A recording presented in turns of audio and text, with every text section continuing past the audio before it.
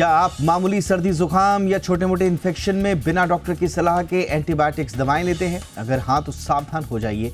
The Lancet की ताज़ा study के मुताबिक 83% भारतीय मरीजों में सुपर बग पाया गया है, ऐसे बैक्टीरिया जिन पर आम एंटीबायोटिक्स का असर होता ही नहीं।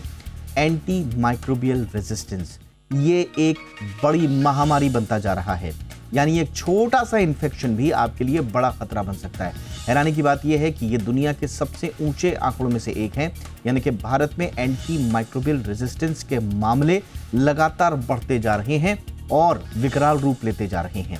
मेरा नाम है दीपक डोभाल, आप देख रहे हैं आपकी खबर आपका फायदा। आज मेरे साथ होंगे खास मेहमान, बताएंगे सुपर बग क्यों खतरनाक है और कई बड़े खतरों से बचने के लिए आपको क्या करना चाहिए। छोटी सी रिपोर्ट, लौट रहा हूं मेहमानों के साथ।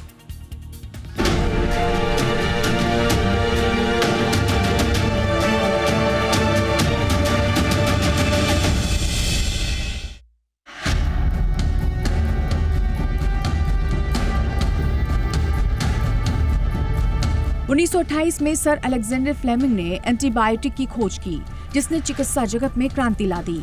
1945 में ये खोज एक ऐतिहासिक मील का पत्थर साबित हुई, क्योंकि इसने लाखों लोगों की जान बचाई। लेकिन आज यही एंटीबायोटिक लोगों के लिए खतरा बनती जा रही है।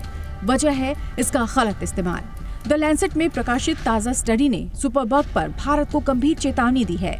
स्टडी के मुताबिक भारतीय मरीजों में 83% तक मल्टी ड्रग रेजिस्टेंस ऑर्गेनिज्म यानी MDRO पाए गए हैं। इसे एंटीबायोटिक रेजिस्टेंस और सुपर बग के नाम से जाना जाता है। 4 देशों में 1200 से ज्यादा मरीजों पर हुई इस मल्टी सेंटर स्टडी में पाया गया कि भारत में एक आम एंडोस्कोपिक प्रक्रिया यानी ERCP कराने वाले मरीजों में सुपर बग का खतरा सबसे ज्यादा मिला। दूसरे देशों की बात करें तो भारत में MDRO की दर 83%, इटली में 31.5%, अमेरिका में 20.1% और नीदरलैंड में 10.8% रही, यानी भारत इस मामले में सबसे आगे है। भारत में मिले रेजिस्टेंस बैक्टीरिया में 70.2% ESBL प्रोड्यूसिंग ऑर्गेनिज्म है, जिन पर आम एंटीबायोटिक काम नहीं करती। वहीं 23.5% कार्बापेनम रेजिस्टेंस एंटेरोबैक्टीरियासी मिले, जिन पर आखिरी विकल्प वाली दवाएं भी असर नहीं करती। AIG हॉस्पिटल के चेयरमैन और स्टडी के को-ऑथर डॉक्टर D नागेश्वर रेड्डी ने चेतावनी दी कि जब 80% से ज्यादा मरीज पहले से ही ड्रग रेजिस्टेंस बैक्टीरिया लिए हुए हों तो खतरा सिर्फ अस्पतालों तक सीमित नहीं रहता। ये हमारे समुदाय, वातावरण और रोजमर्रा की जिंदगी में फैल चुका है। एंटीबायोटिक रेजिस्टेंस क्यों बढ़ रहा है, इसे भी जान लीजिए। एंटीबायोटिक का गलत और ज्यादा उपयोग, बिना प्रिस्क्रिप्शन दवा खरीदना, एंटीबायोटिक का कोर्स बीच में छोड़ना, बिना डॉक्टरी सलाह के खुद से दवा लेना। अब ये भी जान लीजिए कि सुपर बग क्यों खतरनाक है। इन पर दवाएं असर नहीं करती, मरीज की रिकवरी धीमी होती है, बीमारी से निपटना मुश्किल हो जाता है, इलाज का खर्च बहुत बढ़ जाता है, संक्रमण तेजी से फैलता है। डॉक्टर्स के मुताबिक नॉन एंटीबायोटिक रेजिस्टेंस मरीज 3 दिन में ठीक हो जाते हैं और खर्च लगभग 70,000 रुपए आता है। वहीं एंटीबायोटिक रेजिस्टेंस यानी सुपर बग के मरीजों को 15 से ज्यादा दिन अस्पताल में रहना पड़ सकता है। कई बार ICU में भी शिफ्ट करना पड़ता है, जिसका खर्च 4 से 5 लाख रुपए तक पहुंच जाता है। भारत में हर साल लगभग 58,000 नवजात बच्चों की मौत रेजिस्टेंस इन्फेक्शन से जुड़ी होती है। अब आइए आपको बताते हैं कि इससे बचने के लिए आपको क्या करने की जरूरत है। बिना डॉक्टर की सलाह के एंटीबायोटिक ना लें। सेल्फ मेडिकेशन और बची हुई दवाओं का उपयोग ना करें। वायरल बुखार, सर्दी, खांसी में एंटीबायोटिक ना मांगें। एंटीबायोटिक का कोर्स पूरा करें। साफ सफाई का विशेष ध्यान दें। टीकाकरण समय पर करवाएं। पशुओं को भी बिना वेटनरी डॉक्टर की सलाह के एंटीबायोटिक ना दें।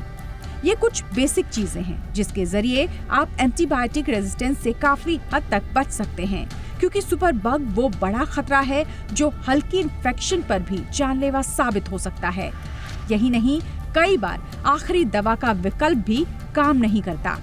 इसीलिए सावधानी ही सबसे बड़ी सुरक्षा है। ब्यूरो रिपोर्ट, जी मीडिया। खास मेहमान हमारे साथ जुड़ चुके हैं, स्वागत करते हैं डॉक्टर संजय राय का, professor community medicine, AIIMS Delhi. बहुत बहुत स्वागत है डॉक्टर राय आपका। Good evening sir. हमारे साथ हैं डॉक्टर सुनीला गर्ग, जानी मानी पब्लिक हेल्थ एक्सपर्ट और chair programme advisory committee NIHFW, National Institute of Health and Family Welfare. Good evening ma'am, बहुत बहुत स्वागत है डॉक्टर गर्ग आपका भी हमारे शो पे। हमारे साथ हैं डॉक्टर अनुराग मेहरोत्रा, सीनियर कार्डियोलॉजिस्ट और देश के जाने माने public health expert. Good evening sir, बहुत बहुत स्वागत है डॉक्टर मेहरोत्रा आपका भी हमारे शो पे। डॉक्टर राय, चर्चा की शुरुआत आपसे, और ये स्टडी इंटरनेशनल स्टडी जो है बड़ी इंपॉर्टेंट मानी जा रही है और सुपरबग क्राइसिस का ग्लोबल एपिसेंटर बता रही है भारत को। सर, अब तक तो हम चर्चा कर ही रहे थे पिछले 2-2.5 सालों से इस पे, लेकिन आंकड़े कम होने की बजाय लगातार बढ़ते जा रहे हैं। हर बार नई स्टडी और उसमें नया आंकड़ा और सबसे भयावह तस्वीर भारत की। सर, कितना खतरनाक है ये? हाँ दीपक जी, ये रियली एक सीरियस इशू है और कई बार हम लोग इस पे चर्चा पहले भी कर चुके हैं। तो जो आप ये कह रहे हैं कि लगातार बढ़ता जा रहा है, तो रियली, और आज से नहीं, अगर आप देखें जितनी बार आज से अगर 20 साल पहले भी हम चर्चा करते थे, उस पर चर्चा 20 साल पहले भी की गई थी कि एंटी माइक्रोबायल रेजिस्टेंस जिस तरीके से बढ़ रहा है वो कभी प्रॉब्लम क्रिएट करेगा, बट कभी भी हमने बहुत ही इफेक्टिव उसकी कंट्रोल स्ट्रेटजी नहीं की। जितनी स्टडीज देखिए तो 90 के दशक में भी कुछ स्टडीज हुई हैं, 2000 में स्टडीज हुई हैं। सो बहुत सी स्टडी पब्लिश्ड है। हालांकि कितना जो है हम मिसयूज करते हैं, हमें उसका कारण जानना पड़ेगा। सबको पता है, अभी आपने अपने इसमें भी इंट्रोडक्शन में भी बताया था कि किस तरीके से जो है एंटीबायोटिक का जो है मिसयूज हो रहा है। नॉट ओनली एंटीबायोटिक, ऑलमोस्ट सारे एंटी माइक्रोबायल जितने हैं सबका ही मिसयूज होता है, चाहे वो एंटी फंगल हो, एंटीवायरल ड्रग्स हो, इनका जो है जिस तरीके से मिसयूज है, तो वह ये होना है। Not only in human, even in animals में भी हम इसका मिसयूज कर रहे हैं। और हो सकता है एनिमल में, ह्यूमन में हमने बंद भी कर दिया। अगर मान लीजिए फ्यूचर में एनिमल में होता रहे तो वैसे ही बग क्रिएट होते रहेंगे, रेजिस्टेंट बग क्रिएट होते रहेंगे, वो हमारे लिए प्रॉब्लम क्रिएट करते रहेंगे। यह कहीं ऐसी स्थिति ना आ जाए कि हम प्री एंटीबायोटिक एरा में पहुंच जाएं। अगर 84% जो हम हार्बर कर रहे हैं माइक्रो ऑर्गेनिज्म को, वह रेजिस्टेंस है आम ड्रग्स के, तो ये बहुत ही भयावह स्थिति है। अगर आप डेवलप कंट्री से कंपेयर करें तो 10 से 20% है। आल्दो कोई भी दुनिया की कोई कंट्री अछूती नहीं है इससे, लेकिन हमारे यहाँ देखा जाए, और सिर्फ अपनी ही कंट्री की मैं बात नहीं करता, अपने जो पड़ोसी कंट्री हैं उनमें भी बड़ी भयावह स्थिति है। और उसका सबसे बड़ा कारण है कि बेलगाम एंटीबायोटिक का यूज, चाहे वो सेल्फ प्रिस्क्रिप्शन से कर लें, इवन डॉक्टर प्रिस्क्रिप्शन का भी। कुछ स्टडीज ऐसी हैं कि PSC tertiary level, secondary level में भी ऑडिट प्रिस्क्रिप्शन किया गया है। उन्होंने उसमें भी पाया कि even in primary level antibiotic का यूज बहुत ही ज्यादा है। तो सिर्फ प्रिस्क्रिप्शन से ही ये नहीं है कि लोग अगर प्रिस्क्रिप्शन से न लें तो एंटीबायोटिक का मिसयूज रुक जाएगा। इवन जो प्रिस्क्राइब किया जाता है कॉमन वायरल इलनेसेस के लिए भी जो है, इवन डॉक्टर द्वारा भी प्रिस्क्राइब होता है कई बार, जो एंटीबायोटिक यूज किया जाता है, जो कंप्लीटली जो है कहीं भी रिकमेंडेड नहीं है। तो ये सब बहुत से कारण हैं और इसके लिए एक बड़ा ही जो है कंप्रहेंसिव अप्रोच अपनाना पड़ेगा, नहीं तो हम रियली जिस दिशा में जा रहे हैं वो बहुत ही भयावह स्थिति हो जाएगी। Absolutely sir. और सबसे खतरनाक बात क्या है, अब ठीक है देखिए, बांग्लादेश में, पाकिस्तान में, श्रीलंका में क्या हो रहा है उससे हमें मतलब नहीं। हम तो चले हैं विश्व गुरु बनने के लिए, बड़ी कंट्री, दुनिया की दूसरी तीसरी अर्थव्यवस्था हम बनने की चाहत रख रहे हैं। इसलिए कंपैरिजन भी इस स्टडी में प्रिसाइजली बड़ी कंट्री से, ये बड़ी मेरा इन द सेंस कि अच्छी अर्थव्यवस्थाओं से किया गया है।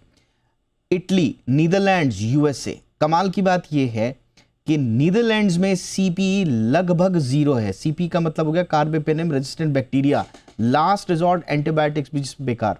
तो नीदरलैंड्स में सीपी लगभग 0 है और यूएस में भी बहुत कम है। तो ये हमारी ही चिंता लगातार क्यों होती जा रही है? आत्मावलोकन हम कर रहे हैं या नहीं कर रहे हैं? जो डॉक्टर राय ने बहुत अच्छे से बताया, आज से नहीं बहुत वक्त से डॉक्टर राय इसके एडवोकेसी भी कर रहे हैं और जागरूकता भी फैला रहे हैं। डॉक्टर गर्ग मैम, आप भी इस मुहिम में हमारे साथ रही हैं मैम। ये लगातार बढ़ते जा रहे हैं ये आंकड़े, क्या ऐसा लग रहा है कि ये हमारी प्रायोरिटी में अभी एज अ हेल्थ इशू आया नहीं है मैम? अभी देखिए धन्यवाद एक तो दीपक डोभाल जी, मैं इस चर्चा को उठाने के लिए, क्योंकि वैसे भी एंटी माइक्रोबियल रेजिस्टेंस वीक भी चल रहा है और आज भारत मंडपम में एक बहुत बड़ी मीटिंग चल रही है, आज और कल 2 दिन, जो कि एड्रेस करिए वन हेल्थ को, यानी कि ह्यूमन हेल्थ, एनिमल हेल्थ और इन्वायरमेंटल हेल्थ की हम चर्चा करें। और जैसे कि डॉक्टर संजय ने बताया कि बेसिकली ये जो हम 1990 या उससे बात करें आगे से, हम इनडिस्क्रिमिनेट यूज ऑफ एंटीबायोटिक्स की हम तब से चर्चा कर रहे हैं, परंतु हमें ये मान के चलना पड़ेगा कि हमारी देश में ये प्रॉब्लम क्यों है और किस तरीके से लैक ऑफ रेगुलेशन जो है इसको अकाउंट कर रहा है। आज हम 146 करोड़ की आबादी की बात करते हैं, जो कि 36 राज्यों में और यूनियन टेरिटरीज में बटा हुआ है, और जहाँ पे विभिन्न प्रकार के, अगर हम कहें कि जो एंटीबायोटिक्स का यूज है, केवल अब हम कहें कि डॉक्टर ही प्रिस्क्राइब कर रहे हैं, ऐसा नहीं है। डॉक्टर के बिना प्रिस्क्रिप्शन के भी होता है, फार्मासिस्ट भी बिना उसके देता है।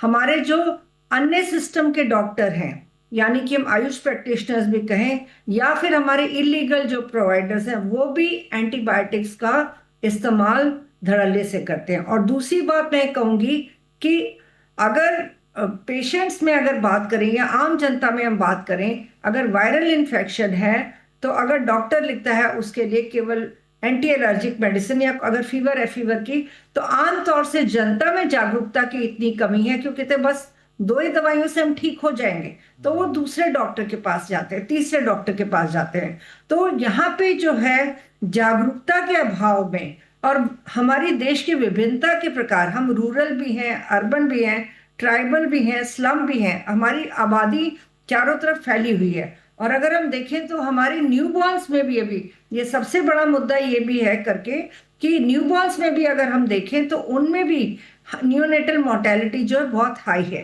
बिकॉज हमारे इन्फेक्शंस बहुत ज़्यादा हैं और साथ ही साथ हमारे जो दवाइयां हैं वो असर नहीं करती। तो ज़रूरत है कि इस पे एक जो पॉलिसी तो हमारी बनी हुई है, क्योंकि जब हम वन हेल्थ की भी बात कर रहे हैं उसमें टॉप मोस्ट मुद्दा हमारा एंटीबायोटिक रेजिस्टेंस है, और उस जो कि हमारे ह्यूमन से भी है, एनिमल से भी है, क्योंकि एनिमल के वैक्सीनेशन पे भी हम ध्यान नहीं देते। आज की ये मुहिम को देखते हुए हम लोगों ने ये भी सोचा है कि हम एडल्ट्स की तरफ, यानी कि एडल्ट्स अगर फ्लू से सफर करते हैं, टाइफाइड से सफर करते हैं, तो इनडिस्क्रिमिनेट यूज ऑफ एंटीबायोटिक्स है, जबकि हमारे पास में वैक्सीनेशन अवेलेबल है। तो ये जरूरत है कि इवन अडल्ट्स को भी 50 साल से ऊपर के जो हैं उनको वैक्सीनेशन लगाया जाए, ये बहुत जरूरी है। और इसको हमारे आम प्रोग्राम का हिस्सा बनना चाहिए, जिसको कि हम लाइफ कोर्स अप्रोच और इम्यूनाइजेशन कहते हैं। मैम, क्या होना चाहिए, आप जिस ओर इशारा कर रही हैं मैम, बिल्कुल ठीक आप कह रही हैं, और इस पर एक खास तवज्जो हम देंगे आगे कि अब एग्जैक्टली होना क्या चाहिए। Doctor Mehrotra, quickly, risk factors तो हैं जो मैम ने भी कहा, क्रोनिक लंग डिजीज हमारे यहाँ है, हार्ट फेलियर्स के केसेस, हार्ट से रिलेटेड प्रॉब्लम्स, बार बार हॉस्पिटल एडमिशन, ये सब ठीक है, बट स्टिल सर ये रिस्क फैक्टर इंडिया के इतने ऊंचे आंकड़ों को पूरी तरह से जस्टिफाई नहीं करते, एक्सप्लेन नहीं करते। इसका मतलब साफ है कि सिस्टमैटिक समस्याएं हैं हमारे देश में, तो ये कैसे दूर होंगी सर?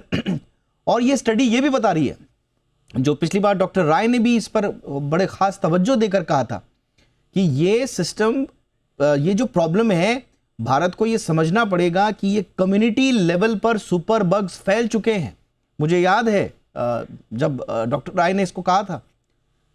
अच्छा, डॉक्टर मेहरोत्रा हमारे साथ वापस जुड़ेंगे, एक छोटे से ब्रेक के लिए मैं रुक रहा हूं। ब्रेक के बाद हम यही समझने की कोशिश करेंगे कि जब कम्युनिटी लेवल पर सुपरबग का स्प्रेड हो चुका हो, तो तब पॉलिसी लेवल का इंटरवेंशन किस तरह का होना चाहिए ताकि हम आने वाले खतरे से पार पाएं। छोटे से ब्रेक के बाद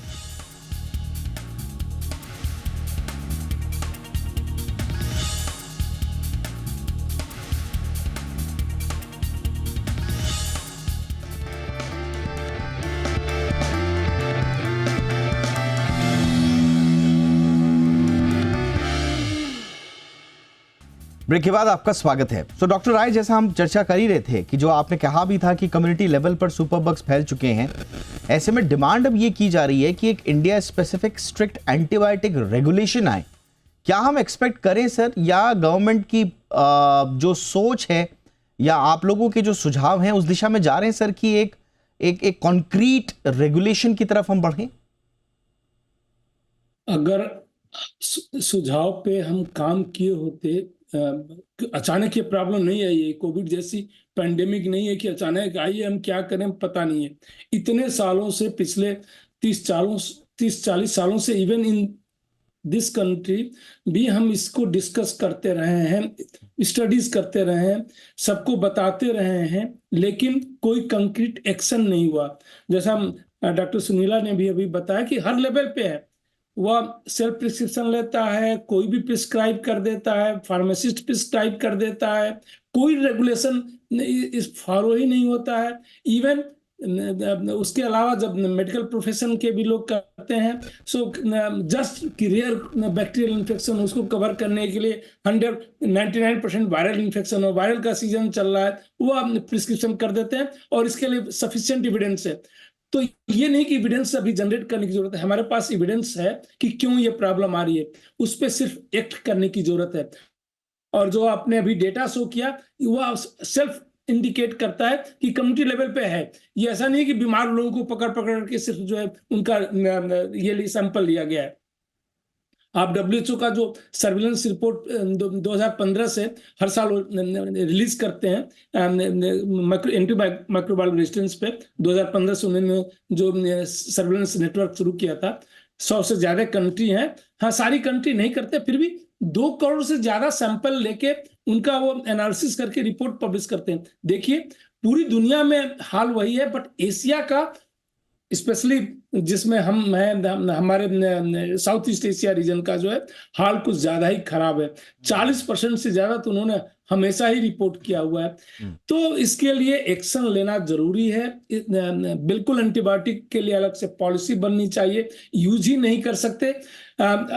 अवेयरनेस क्रिएट करना एक अलग है, वह तो होता ही रहता है, सारे प्रोग्राम की जड़ में होना चाहिए कि अवेयरनेस क्रिएट करें कि जनरल पब्लिक भी सोचे कि वो डिमांड न करे। कई बार उनकी तरफ से डिमांड आता है तो कि हमें एंटीबायोटिक लेना ही है, वो शायद एडवर्टीजमेंट देख के या जैसे भी गूगल आजकल इंफॉर्मेशन का स्रोत हो गया है, उससे देख के डिमांड करते हैं।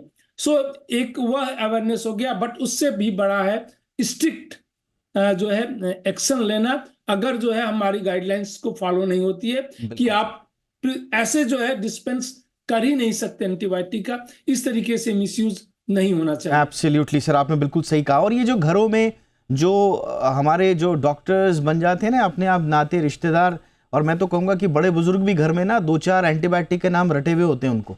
बच्चों को कुछ भी हो गया तो डॉक्टर बनकर वो एंटीबायोटिक दे देते हैं, और प्यार में और लिहाज में हर कोई इनको ले लेना शुरू हो जाता है। और इस तरह से ये परंपरा चलती रहती है कि फलाना एंटीबायोटिक सही होता है, ये परंपरागत रूप से चलता है। जो लोग ये पूछ रहे हैं कि कम्युनिटी ट्रांसमिशन का मतलब क्या हुआ और इस पर आप क्यों इतना तवज्जो दे रहे हैं, डॉक्टर राय क्यों तवज्जो दे रहे हैं? कम्युनिटी ट्रांसमिशन का मतलब सीधा सिंपल ये है कि हॉस्पिटल के बाहर भी सुपर बग्स आम लोगों में फैल रहे हैं। पहले क्या होता था कि हॉस्पिटल्स के अंदर ही ये प्रॉब्लम होती थी, बैक्टीरिया एंटीबायोटिक्स का इस्तेमाल से वहां पर बेअसर होता था, लेकिन अब कम्युनिटी लेवल पर आपके घरों में हर जगह एंटीबायोटिक्स काम करना बंद कर रही है। ये कम्युनिटी लेवल का स्प्रेड होता है।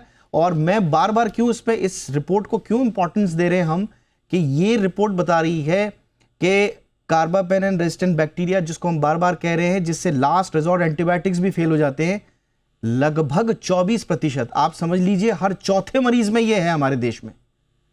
तो लास्ट रिजॉर्ट क्या होता है डॉक्टर गर्ग?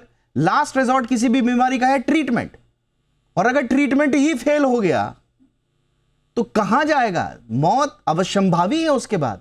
ये समझ में नहीं आएगा, अगर मैम इसकी गंभीरता समझ में नहीं आएगी तो शायद हम पॉलिसी नहीं बना पाएंगे। देखिए, 2011 से हमारे पास में नेशनल पॉलिसी है for containment of antimicrobial resistance. इसका डॉक्यूमेंट 2011 और directorate general of health services से आया था, और जिसमें बेसिकली ये सभी चीजें दी हुई हैं जिसकी हम चर्चा कर रहे हैं। डॉक्टर राय ने भी बोला कि स्टडीज भी पब्लिश लगातार होती जा रही है with regard to antibiotic resistance.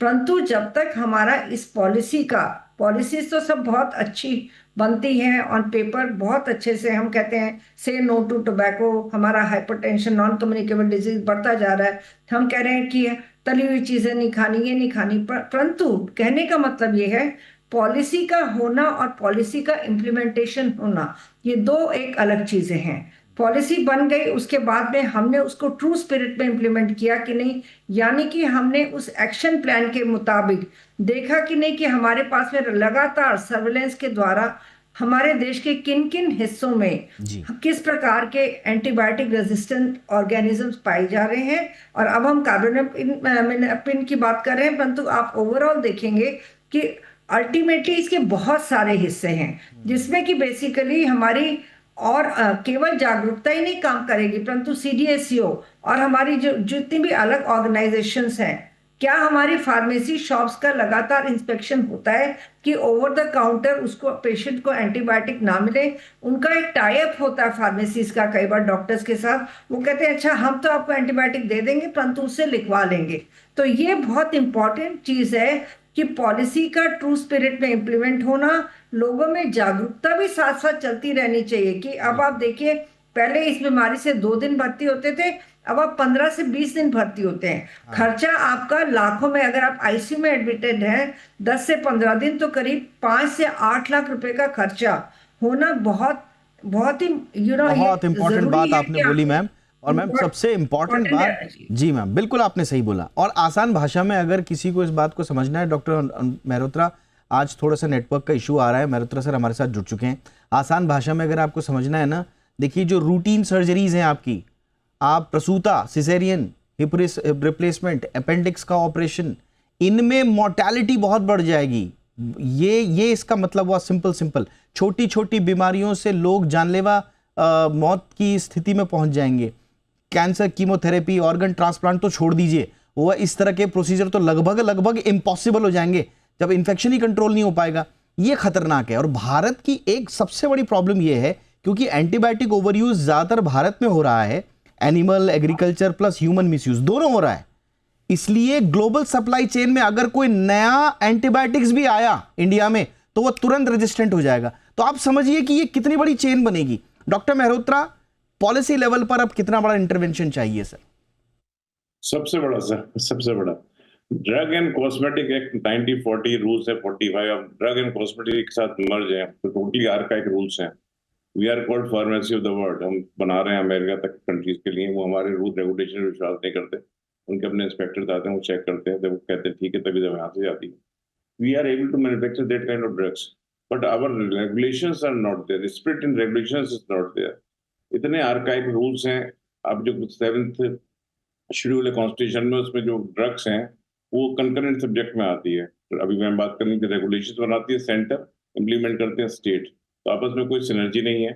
कुछ स्टेट में अच्छा है, कुछ में नहीं है। एक बार डाटा पढ़ रहा था, CDSCO का जिक्र हो रहा था कि हमारे 10,000 मैन्युफैक्चरिंग यूनिट है, 2,000 इंस्पेक्टर हैं सबको मिला के।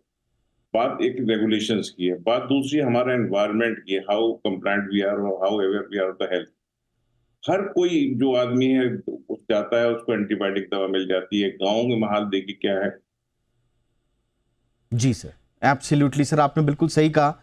और देखिए अगर हम इसको सम अप करें आज की चर्चा को, तो अगर अभी नहीं रोका गया इसे, तो डेटा यही बता रहा है कि 2050 तक भारत में AMR यानी कि एंटी माइक्रोबियल रेजिस्टेंस से होने वाली डेथ्स हार्ट डिजीज और कैंसर से भी ज़्यादा हो जाएंगी। और आप यकीन मान के चलिए इसका सबसे ज़्यादा खामियाजा भुगतेगा एक आम आदमी, मिडिल क्लास पेशेंट, क्योंकि एक्सपेंसिव और नई एंटीबायोटिक तो अमीर लोग अफोर्ड कर लेंगे, वो विदेश में जाकर अपना इलाज अफोर्ड कर लेंगे। एक आम आदमी, गरीब आदमी कहाँ जाएगा? इसलिए हाथ जोड़कर विनती है, डॉक्टर से भी विनती है कि प्लीज़ बात बात पर एंटीबायोटिक्स जो हैं उनको प्रिस्क्राइब करना बंद कीजिए। और घरों में हर किसी से हाथ जोड़कर विनती है कि बात बात पर एंटीबायोटिक लेना बंद कीजिए, बिना डॉक्टरी सलाह के बंद कीजिए, ओवर द काउंटर जाकर लाना बंद कीजिए। और अगर खा भी रहे हैं तो प्लीज़ कोर्स को पूरा कम से कम कीजिए। ये बुनियादी बातें ध्यान रखिए। हम फिर लौटेंगे ऐसे ही किसी मुद्दे के साथ। आज की चर्चा में फिलहाल इतना ही। बहुत बहुत धन्यवाद doctor Sunita Garg, thank you so much. Doctor Rai, बहुत बहुत शुक्रिया। डॉक्टर मेहरोत्रा, आज आपसे ज़्यादा चर्चा नहीं हो पाई सर, नेटवर्क का इशू रहा, लेकिन आपके अमूल्य सुझाव हमें लगातार मिलते रहते हैं। बहुत बहुत धन्यवाद। शो में इतना ही, नमस्कार।